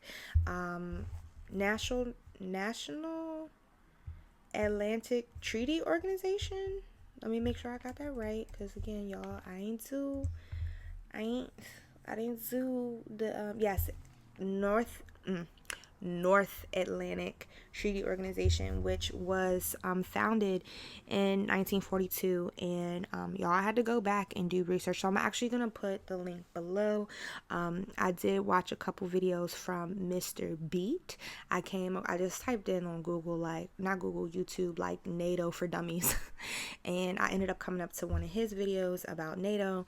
And then I watched another video which was relevant to some of the things that I'm talking about, is like, why don't we get along with other people, and where is this root cause? And it comes from media bias, information bias, like not being able to get their sources. So the first video that I watched about NATO was like maybe 7 or 8 minutes, and then the second video I watched was more in the realm of like, why don't we get along, why are we so divided as a people? And that was like 20 minutes. And one thing that he did mention is that he has a code for ground news. I forget what it was, but it's basically a platform. You do have to get a subscription, but using his like promo code, you get 40% off access for your first month. And so I haven't looked and seen how much it is, but essentially it is like an independent, and they basically compare sources, so you can look at like the news for the day or whatever, and you can see like how, like who's covering it, how many media sources are like so far left versus so far right versus like more center, and like comparing the articles and seeing like, okay, even the headlines, what kind of pictures are they using. I saw some video of where this teacher was talking to a group of children, and going back to age, we always assume that children just don't know anything. Children are supposed to be seen, not heard. And they were analyzing about like, there was a picture talking about this like volleyball team that had allegations of like cheating, but the picture that all these headlines were using was of this black woman like crying. So it's like, when we see that, we're thinking, oh, black people are cheaters, or like these associations that are constantly being portrayed when black people get arrested. How many times have we seen mug shots or crazy pictures? That's why I'm like, if anything ever happened to me, like, I just wonder what types of pictures or clips they would pull up, right? Out of context clips, and crazy pictures, of like, to try to like demonize me or make me less credible, or have people have less sympathy. So, I just continue to be grateful that nothing crazy has happened, and don't let nothing crazy happen to me. But yeah, so thinking about like, how much of an echo chamber are we in? Like, who am I talking to the people that have the same value as me? Am I doing the work to look at other perspectives? And kind of comparing that. So to go back to NATO, they were saying how like, he doesn't like NATO, and he's trying to basically like break up NATO. And what is NATO? It is an alliance between 32 member countries that are basically like, in the event of a world war, like, we've got each other's backs, right? And so attack on one of us is attack on all of us. And there's different critiques on it, because it's like it promotes war, but then it doesn't, and it's a lot. But it was more so a response to like the Soviet Union and the Warsaw Pact, and all of that. So it's just like things go back. But to think about what it has done, getting rid of in NATO, it's a lot of like, I think the two largest countries would be us, and send stories, questions, topics, and corrections to two scribblers one poll at gmail.com. But damn, I lost my train of thought. I believe the two largest nations within it are the United States and UK. And so United States alone provides over 75% of that budget. And that basically gives like, my understanding of NATO is that like, if there's an attack on one of the countries within the treaty, that it's an attack on all of us. So we are now providing resources to help that country defend and protect themselves, right? And so, with America being such 75% of the budget is from America, and you want to pull out, like, now that's leaving these other countries that don't have enough resources to more or less ass out. And so there's conversation that apparently, Ukraine is one of the, and I didn't go deep into, I forget where exactly I read it, but like, Ukraine is one of the countries that is like under consideration for membership, and like having that protection. And we already see what's been happening with Russia and Ukraine. And so yeah, like, it's like electing Trump has so much more implications outside of just here, our everyday. And so it goes back of like, you gotta think, helping yourself and others. It's so much bigger than just us. You can argue like the two-party system and da da da da. Like, yes, we need to figure something else out, because clearly people are fed up and things aren't working out how they need to be. But right now, it's really like the lesser of the two evils, which brings me to another point, is that when I was watching TV today, the Pope Francis chimed in, and the Catholic Church is like,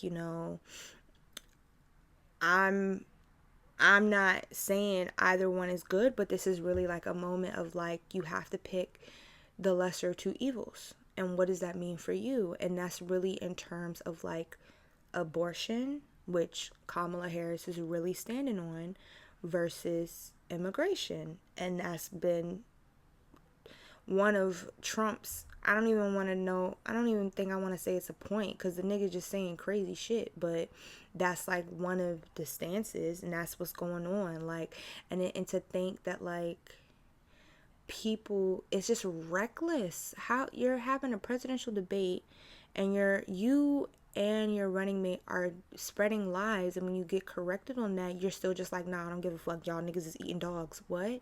And you don't care about the implications.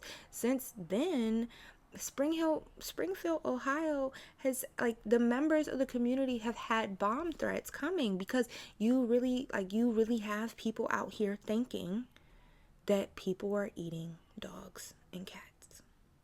And then that makes me like, y'all are so up in arms, not to say the fur babies, we love the fur babies, but y'all are so up in arms about people eating dogs and cats, as inhumane as that is. Y'all don't give a fuck about people shooting up schools, and you one of the people threatening to bomb schools. Like, what? So it's fuck the kids, but not Fido. That's crazy. That's crazy. And then it's just like the pro-life, pro-choice argument of like,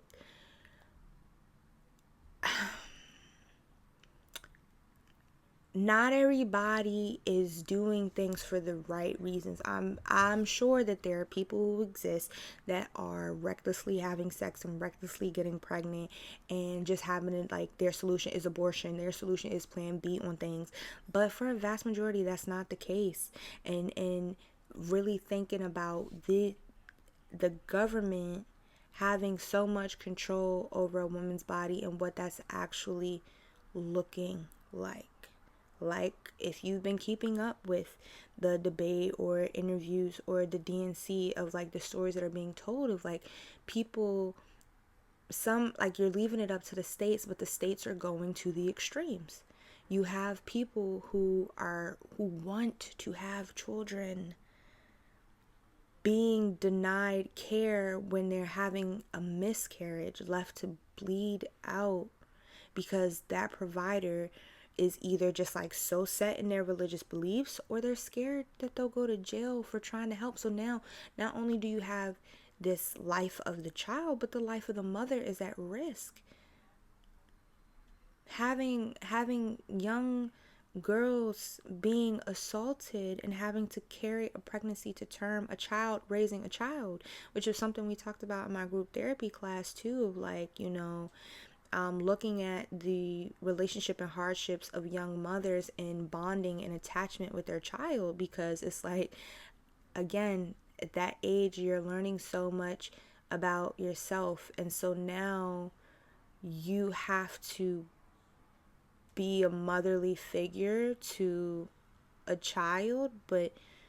And what if you don't even have a positive motherly relationship? So you don't even know you don't have a model. Like, it's so much to consider. It's so much to consider. And for someone who is running for president, there's just like, I don't give a fuck. Like, you just out here saying and doing crazy things, and you don't have a positive temperament. You don't have like, so yeah, Pope Francis is like, we got two things, like, on the Trump in like immigration is a positive thing. The integration of different cultures and allowing people like access to things, that's a great thing. And you have somebody who's so hard, like, I'm about to deport all these people, and then even with what's going on in Springfield, you're sitting here talking about, oh, these people are illegal, I'm gonna mass deport them. They are here legally. They are here because these jobs needed to be filled. They did the proper work to be here, and there's been growth in the economy and the community within that space. And so you out here just saying crazy things that are also untrue. And there are some people like watching Trump supporter interviews is crazy. I came across something the other day, and the reporter, and it's like, we laugh because it's funny, but it's sad, and we gotta stop laughing. We got to. It's hard. It is very hard. But this affects so many people and so many things, right? And all the memes, they're funny, but it's like we need to be pushing more of like positive hope and change and possibilities. But she was interviewing Trump supporters, and she was saying like things that Trump has said or done, but saying Biden did it, and then seeing what they were how they would react, and then after they react, like, oh, I'm sorry, I misspoke, it was Trump, and seeing how they react. And so every single one of the people that she interviewed, they was just saying off the wall shit. So it was like one of the things she was talking about, and it was like things you would think are so memorable in society that you would think if you really a Trump supporter, you would know that Trump said that. So it's just people blindly following this man. So y'all aren't even really taking the time to do the research or watch. Like, y'all aren't even tuning in. Y'all just like, I don't know. I don't know. But like, one of the things was like, Biden had said during the pandemic, at the height of the pandemic, that like, oh, about the Lysol, like, drink Lysol to clear your system out, or da-da-da, whatever. And the lady's like, oh, Biden's dementia, that's just crazy. Why would you tell anybody to say that, da-da-da-da, and blaming it on this dementia. He's old, he needs to get out, why is he president? And then she's like, oh, I'm sorry, I misspoke, that was actually Trump that said that. And she's like, I forget exactly what she said, but another one was like talking about the like MRI machines, and it was like shining a light through something.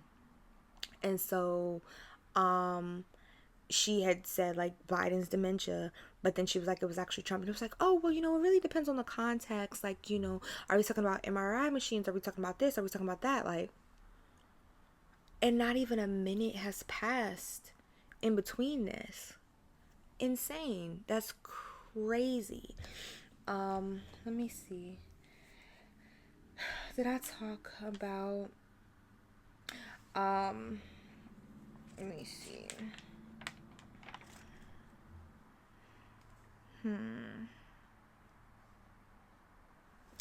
I did talk about that. I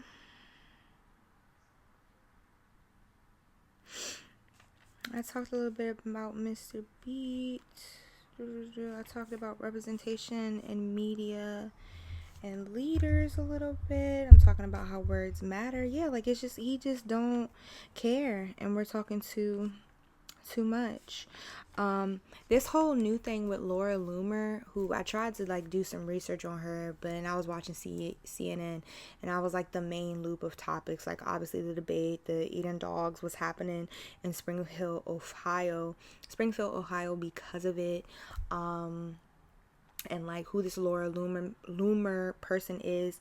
I never heard about her before today, and apparently she's like a huge conspiracy theorist and just be saying wild shit. And now all of a sudden she's been with Trump all week, and what does that mean? And him like, oh, and the debate when they're talking about abortions, and he's like, JD Vance said this and da da da. Well, we didn't really talk about that. What do you mean you didn't talk to the person that you are elected to be your right hand man? If something should happen to you, that is the person that would take over. So the partnership, there should be things y'all are discussing.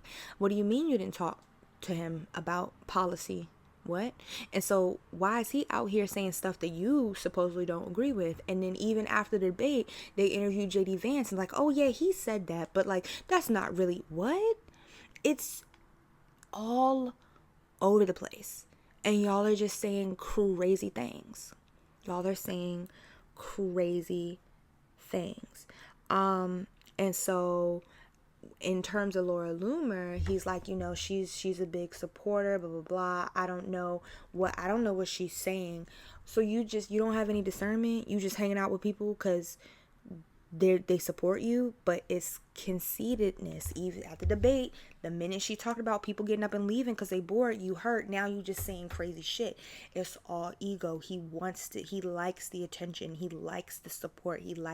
So he'll say whatever he need to say to get that attention. He just is flattery. That's what Kamala was talking about. Like, these world leaders don't like you. They just know you're easy to manipulate. So yeah, they're rooting for you because they know that they could have their way with the US. So again, it goes so much bigger than just what we're going in here. And whether you like Kamala or not, you have to bring it down to like, who is the better human? Who really gives us a chance? And I'm just so fed up that like a lot of people's arguments with Trump is a stimulus check. I know I be broke sometimes, but I'm not that broke. I'm not that broke that I need that again. And it wasn't even Trump. It wasn't even Trump. We was gonna get them stimulus packages anyway. But he needs that recognition so bad that he signed his motherfucking. He needed before they went out. He was like, no, I'm putting my name on them. So the people who got physical checks had a signature from Trump on it because he was that pressed. And now here we are 4 years later, and y'all niggas talking about some, oh, the economy was at its best, We have to remember we are here because of Trump and all that he did and did not do, right? And I can't give you a super accurate answer. That's going to be, you know, as I continue to talk about election stuff and get more, because it's a lot. I watch the interviews and it's a lot for me to process, because this is all new information. So I'm trying to remain like present into what's going on versus like also going back to track, how did we even get here? What does this mean? Like, I'm essentially, while trying to learn stuff for school, but thankful that these things are overlapping, you know. Great timing for me to be taking this class and being in the space that I'm in, given the state of the world that we're in. I did talk about that. And then, you know, the idea of abortion within Catholicism, to go back to the Pope, like, that's a big, like, no. So you really are faced with, like, the people who are, like, deeply devoted to their faith of, like, which one, you know? And I think that a bonus of, like, you know, Kamala said in the debate that it's like, you don't, regardless of your faith, like, you have to know what's really at stake here. There's not the way abortion is portrayed is just like you out here being reckless and you don't want to take care of, or you out here being reckless, you don't want to take care, you having sex and you need to have the consequences. But it's so much deeper than that. Again, like, y'all fail to give proper sexual education to people. You don't teach people consent. So you have people who are coerced into things or being assaulted, or just don't, like, just the environment that they're raised in, like, it's just, they don't have a healthy view of sex, so they don't know how to make more informed decisions for themselves. They're already in a place of a food desert, or low income and lack of funding in education. It's all a trickle effect. So now, like, they don't have the access to get an abortion, or at this point they might live in a place where it's illegal, so they're forced to like have this baby, but then no resources are given them to help them learn how to be like parenting techniques or skills or support groups for younger individuals or people within certain communities. So it's like, these same pro-lifers, especially the hardcore ones, are like, okay, you care so much about protecting this embryo, this fetus, this being within me, but then once that being comes out, you just throw it to the side. You don't help me. And a lot of times people get abortions because I am not in a space to be able to take care of this human being. And y'all trying to argue, well, you shouldn't have been having sex, is not a strong enough argument. Cause y'all aren't giving, y'all are literally setting us up for failure. Yeah. It's so much. It's so much. I have written down why I brought up Laura Loomer. It's really giving me Homelander and Firecracker. Like, if you watch The Boys, I've said before, Trump is Homelander with superpowers, and this Laura Loomer chick, I don't know much about her, but she's giving me Firecracker vibes, just because I'm thinking about how, like, Firecracker had this platform of just spreading whatever crazy stuff, and now she was right behind Homelander. And I ain't seen nothing about Melania. I don't know where homegirl at, but yeah, it's what else? I think I talked about how I realized my titties are lopsided before. I think I did. Yeah, I did. I did talk about that. Um, um, what time is it? It's been 1:50.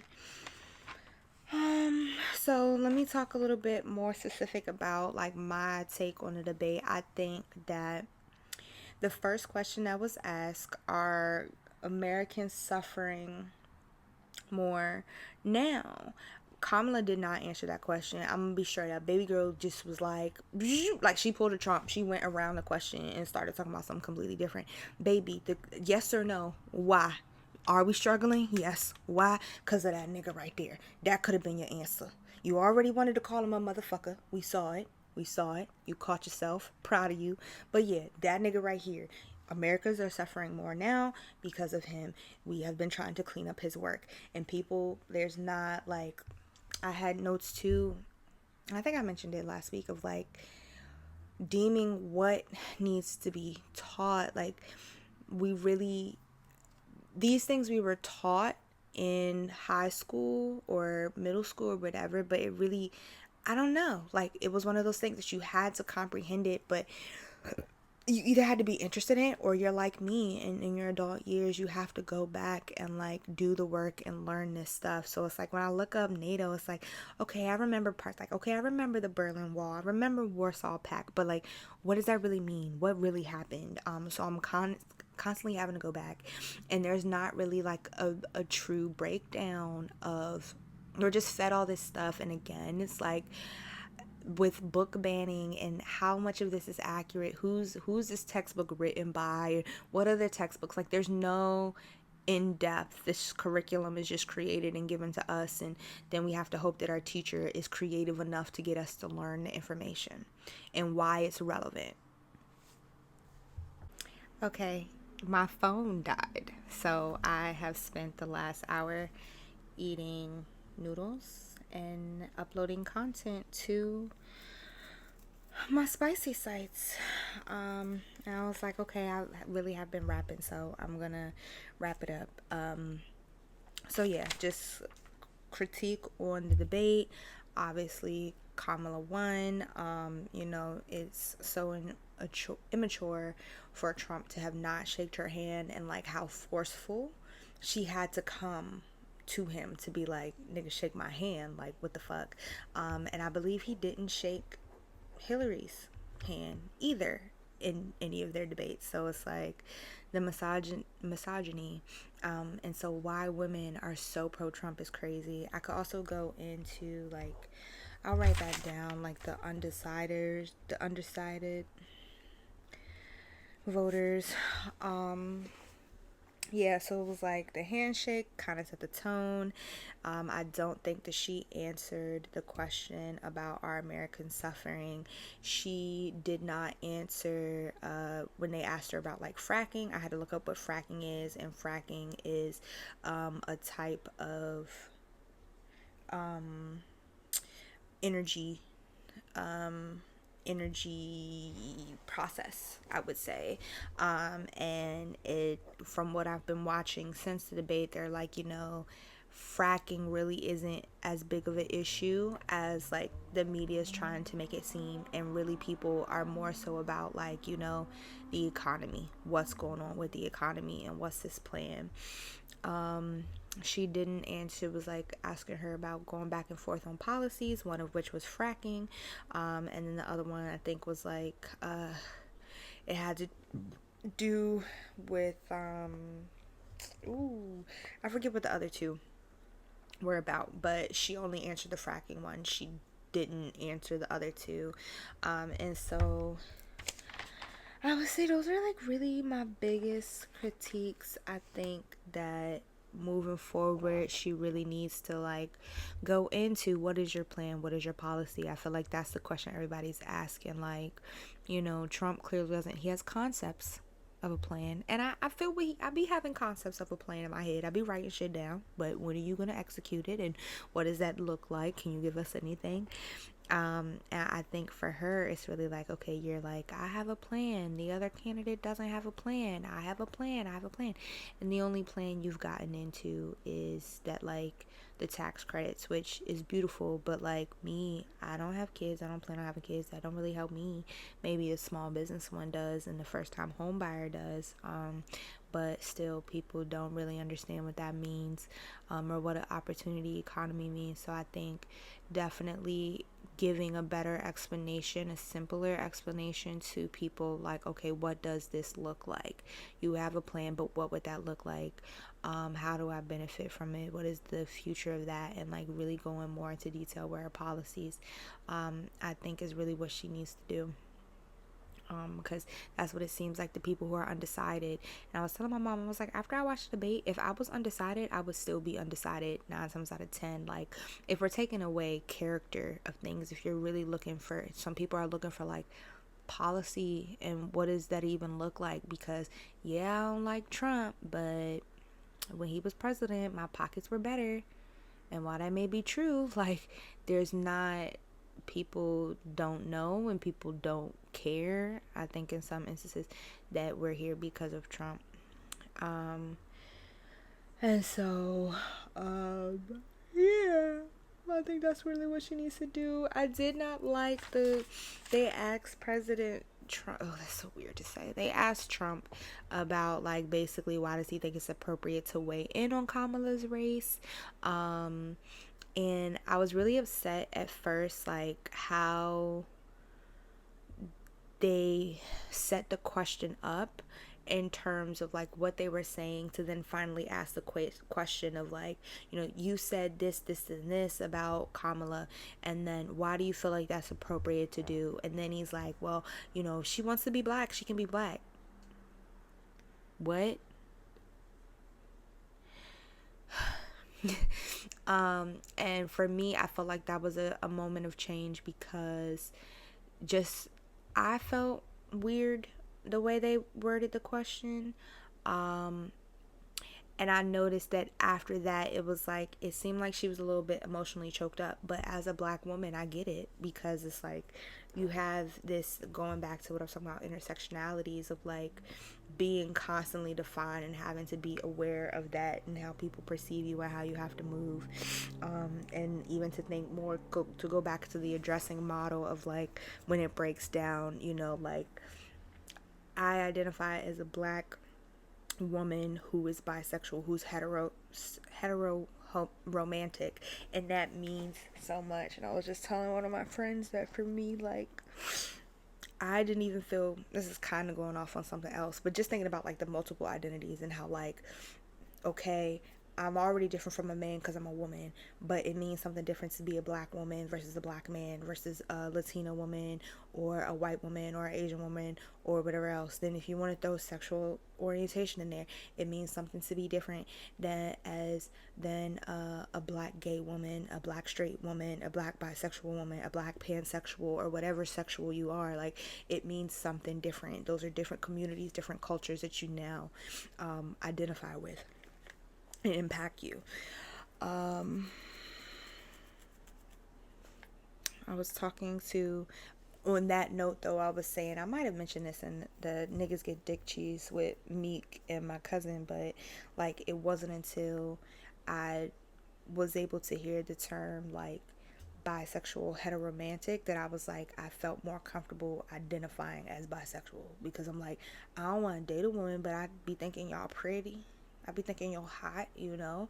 I am sexually attracted, however, I don't want to be in a relationship. Romantically speaking, I am attracted to men. That is who I'm dating. That is who I envision spending my life with. So yes, that. Um,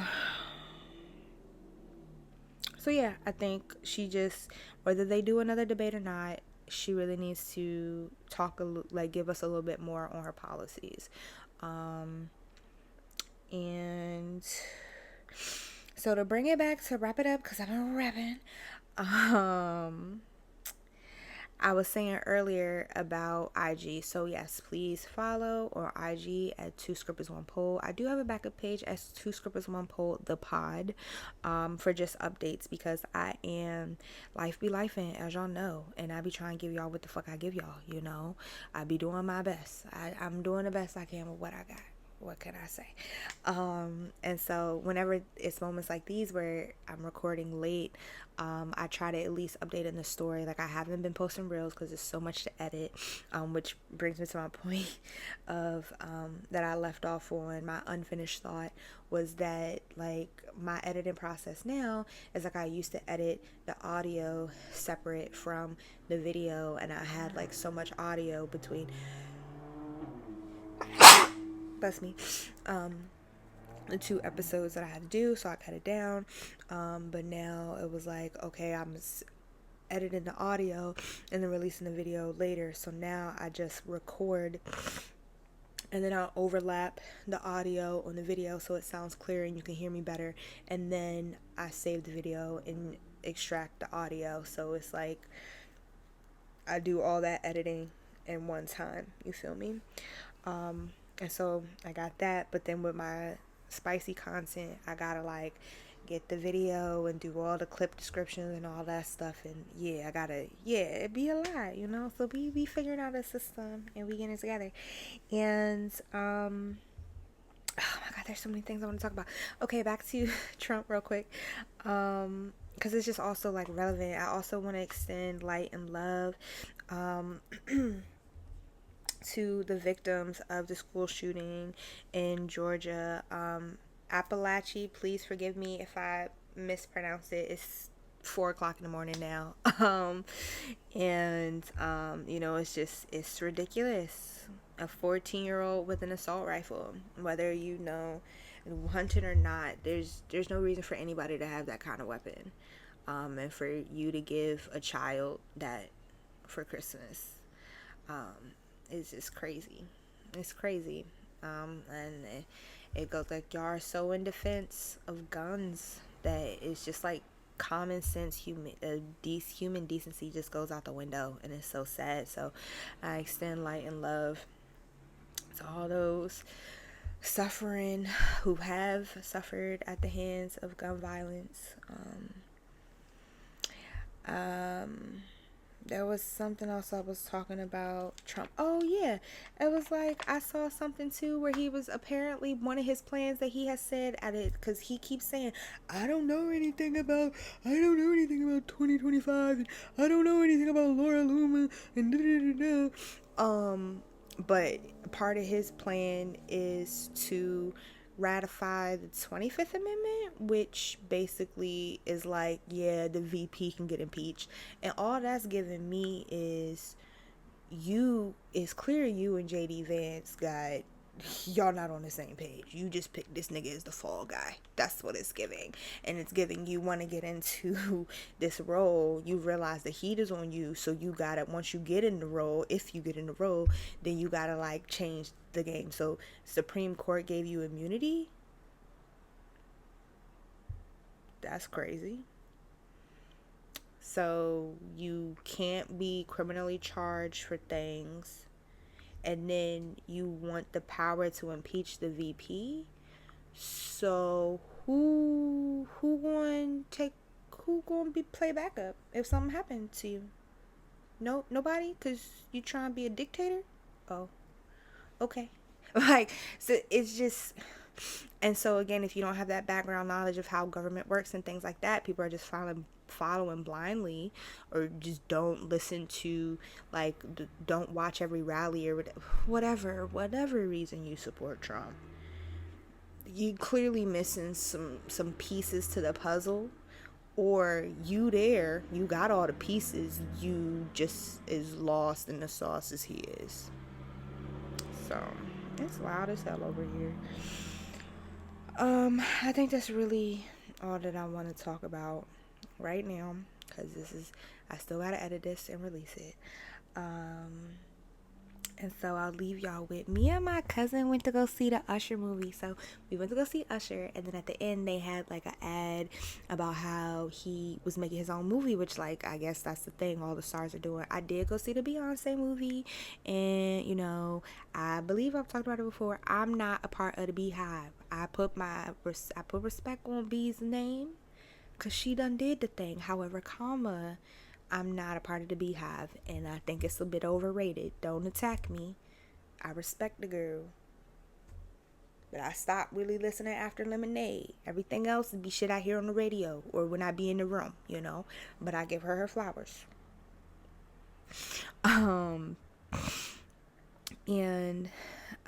So anyway, because I saw the Beyonce movie. The Beyonce movie was really good. 3 hours was a lot. I saw it late. My eyes was closing, but it was great. I cried, but I cry for everything. And then so the Usher movie was only like an hour and a half, but apparently he was in Paris. I don't know when that happened, but niggas was in Paris. So he made like a little movie over it, and it was good. There was barely anybody really in. It was like a handful of people. When we walked in a few minutes late too, which that movie started at 7:00 on the dot. Okay. 7:00 on the dot. I'm in my drop top, cruising the streets. Dum, dum, dum, dum. I got a just waiting for me. I pull up, anticipating good love. Don't keep me waiting. I got plans to put my hands in places I never seen, girl, Okay, but yeah, you get the point. 7:00, he was ready, okay? Now, I don't even know what time we walked in, but we weren't, because I pulled up to the spot. I was having a really good conversation with my mom, which I'll get into it at some point. But I was talking to her, so I got caught up. I didn't even pull up to the place till like maybe 6:55, and we hit a J a little bit, but it was already like, it was like a quick and then we went in. So max, we was in there by 7:05 at the latest for sure. But yeah, I was like, dang, he wasn't playing. But anyway, there really wasn't that many people in it. When we first got there, it was probably only like 2, maybe 3 other sets of people in the big ass theater, and then people started coming in, but it still like was nobody in the theater, which was really cool, because like we were just watching a concert. So me and my cousin were singing, and then at like other points we noticed people were standing up, like we were in there jamming. It was a great time. Like we was dancing, we was singing, like we was clapping on beat, like everybody was having a good time. So yeah. And I just think about how grateful I am with just all the experiences. I had a really good day today. I was talking to my partner, and he was just like, it's really cool to see how like you could just unapologetically be yourself all day. Cause like, y'all, I'm really prepping Okay, I'm gonna leave y'all with this. I'm really excited about Halloween. Like, have I produced the content yet? No, but I got lots of ideas. I got crystal balls, I got fake teeth, I got like chains, I got a little nurse outfit. Like, the ideas I'm doing Locktober. I finally got a little chastity cage, so it's like I'm locking your dick up, bitch, for Locktober. These teeth, these the teeth for all the motherfucking subs that tried to play with me, so I knocked they teeth out, ho. I got like a little test tube, like, this is the potion to make your dick bigger. This is the potion to make women like you. This is the potion to make you make more money so you can give it all to me, ho. Like, the ideas. Let me try and get this bag. But yeah, so I brought that up because we went to Five Below because I needed a new tripod. And then I saw this really cute, like, bunny mask. And then I was just really pressed. So we were at a stoplight and I randomly like put it on. So I was like driving through let me get it. I'm gonna end it on that. But I was driving through traffic with this thing on my head and he was like, yo, what? And people in traffic was like, let me get it, y'all.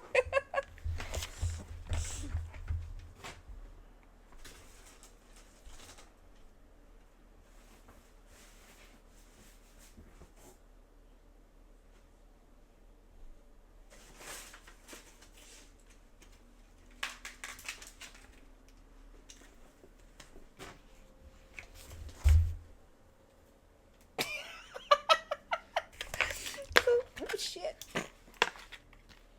I was just in traffic. And yeah, for those of you who are listening only, it's like a half face mask and bunny ears, and it's like a holographic pink, and it doesn't flop, like it's plastic. So I was just riding through the streets with this on my face. But yeah, y'all, do research. Can look at more, like,